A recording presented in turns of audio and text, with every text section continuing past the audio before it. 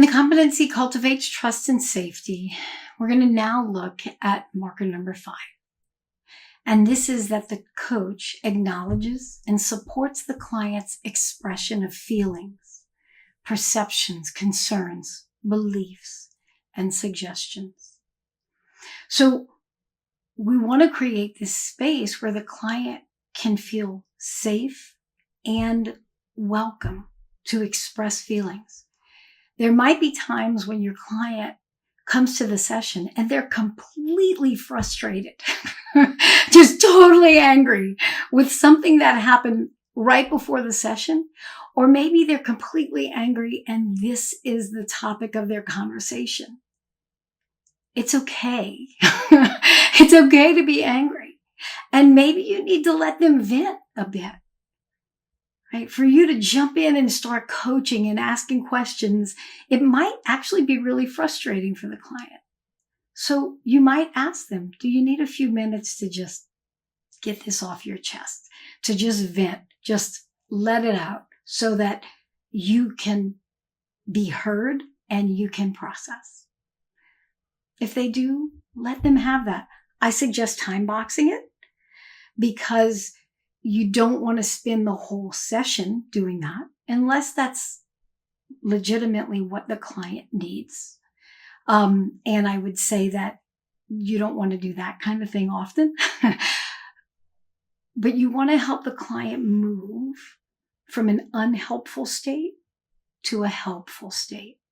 And if the emotion is in the way, then they need to process. You need to learn to be okay with strong emotion. Let me tell you something. There is crying in coaching. It happens all the time.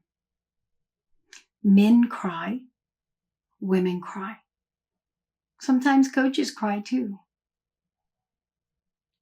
It's okay. So how do you handle the crying? It's an expression of who they are.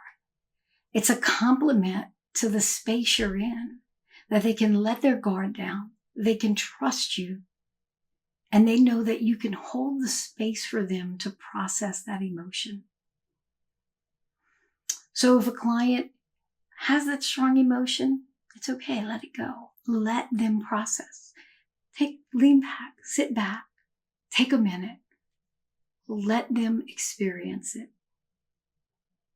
And then ask them where they would like to go from here.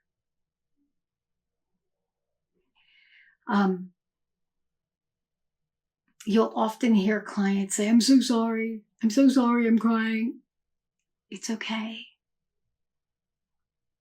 It's totally okay. You do what you need to do. I'm here to hold the space for you. So they also need to be able to express concerns, right? They'll come to you and they'll be really concerned, and these are the things that they want to be able to process and the things they want coaching around so that they can figure out their concerns and what to do with them. Perceptions, beliefs, and values. So I would say that coaches, you need to be really careful here and grow in this space. Because as a coach, you need to be able to support the client's ability to talk about their perceptions, their beliefs, and their values.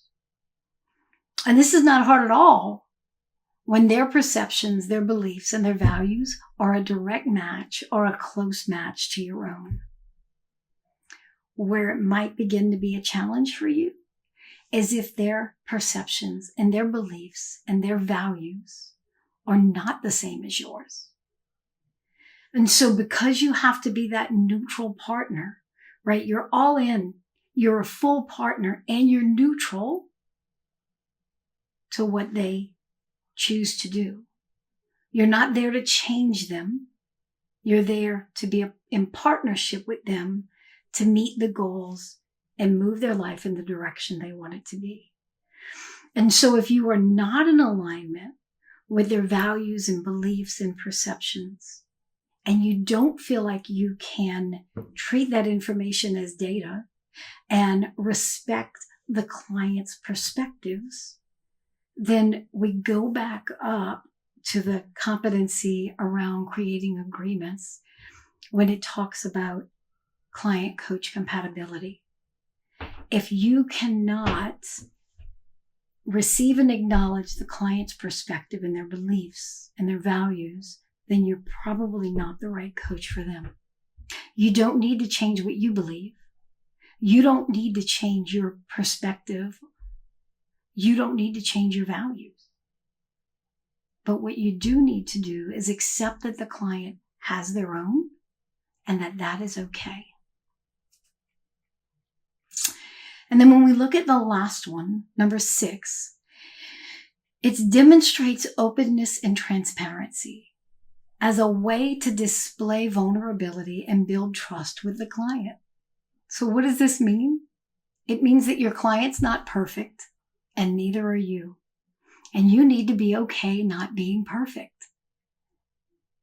So sometimes you're going to fumble all over a question and you're going to go, blah, let me try that again. That's okay. You don't need to put on coach face and come to the session being professional. And I'm going to talk to you today in my coach voice and at my coach pace. And my body is going to be this way. That doesn't create a space and an environment where the client feels safe. That feels really clinical.